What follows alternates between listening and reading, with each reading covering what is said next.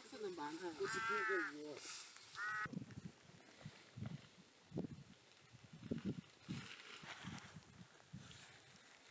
전박사. 예. 잠깐만 와볼래?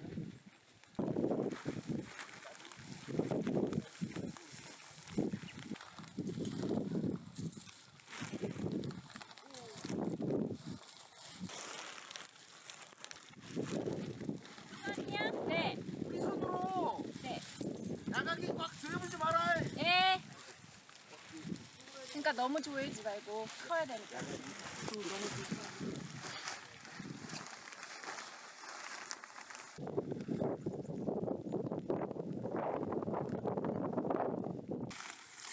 원장님 저기 그 아침에요. 그 저기 뭐야 본원에서 연락이 왔는데 저기 종합보고에 잘 번개 치면 들고 계실 파이프 다 놓으셔야 돼요. 번개 치면 파이프 땅에 다 나갔어요.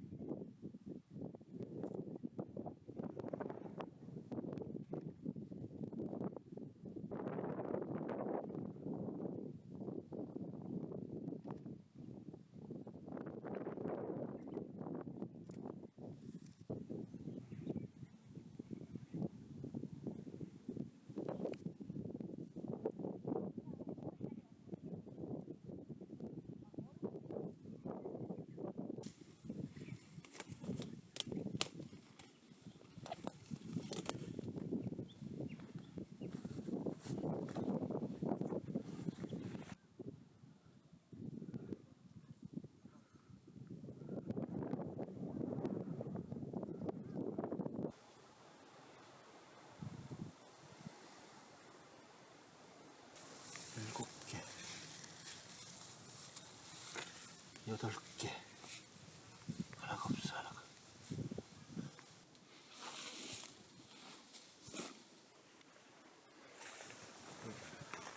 이 정도까지만 자라도 잘 자랄 텐데.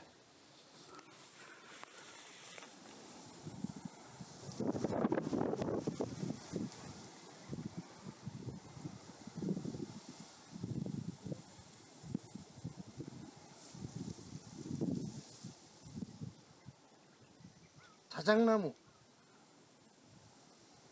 이제 우리 시베리아나 유럽, 북유럽 가면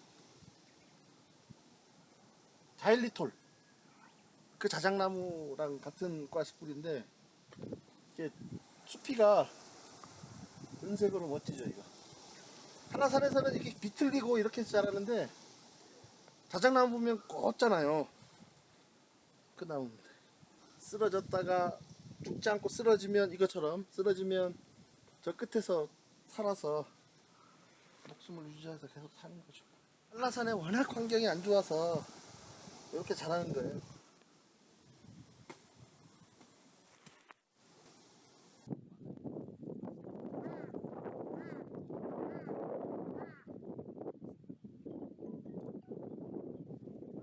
묘목을 생산을 해서 어떻게 심어야 이곳에 잘 적응하고 잘 자랄까, 이렇게 연구하는 아직은 단계고, 이게 실제로 그런 과정이 끝나야 어떻게 생산해서 어떻게 처리를 하고 어떠한 곳에 와서 심으면 잘 자란다, 이게 나와야 실제 복원, 이런 과정이 이루어지거든요. 네, 지금 이 보시는 거는 어떻게 식재를 하는가에 대한 식재 시험이죠. 이렇게 용기를 이용해서. 한라산 지역은 문화재 보호 지역이기 때문에 일반적인 훼손이나 이렇게 채취를 금하거든요. 그래서 훼손을 안 하는 방법으로 이렇게 용기를 만들어서 이렇게 식재 실험을 해보고 있는 중입니다. 영실 38942번, 여기에서 채집된 종자들이 양묘가 돼서 이렇게 올라온 그런 개체를 뜻하고요.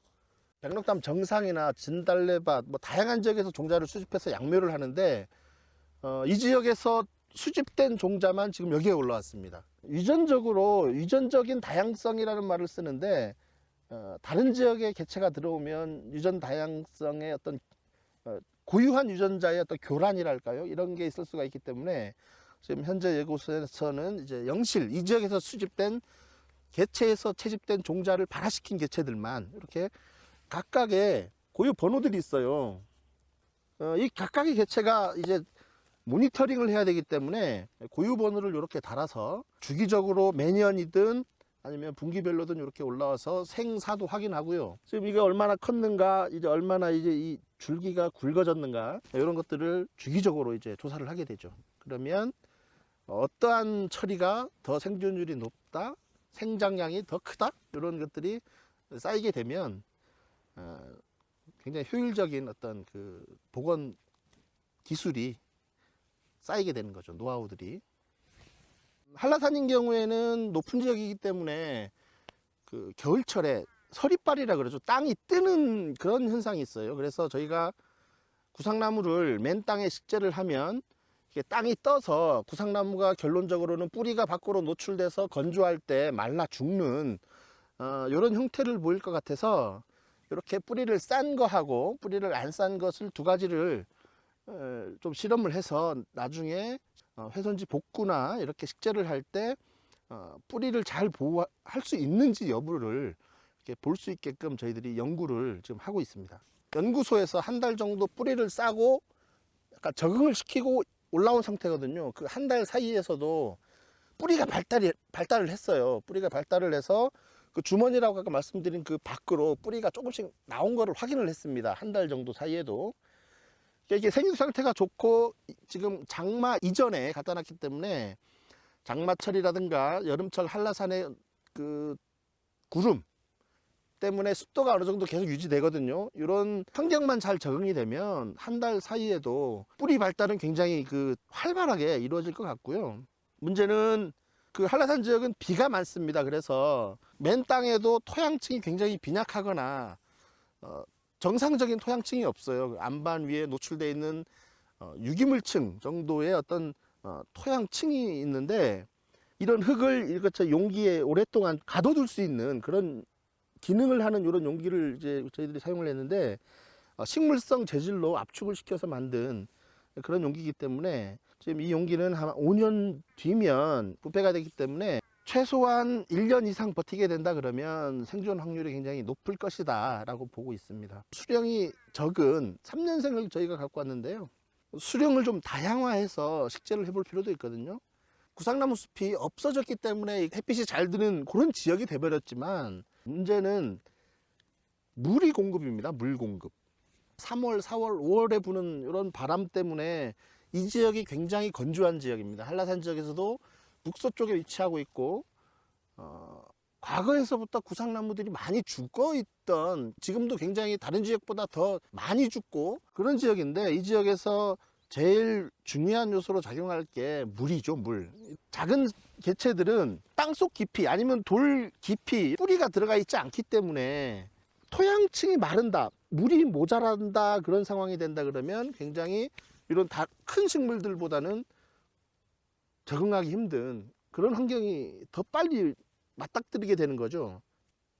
자연의 입장에서는 굉장히 자연스러운 건데 지구 어떤 큰 환경 변화의 면에서는 굉장히 자연스러운 현상인데 인공적으로 이렇게 갖다 심는다 이런 게 의견이 분분해요.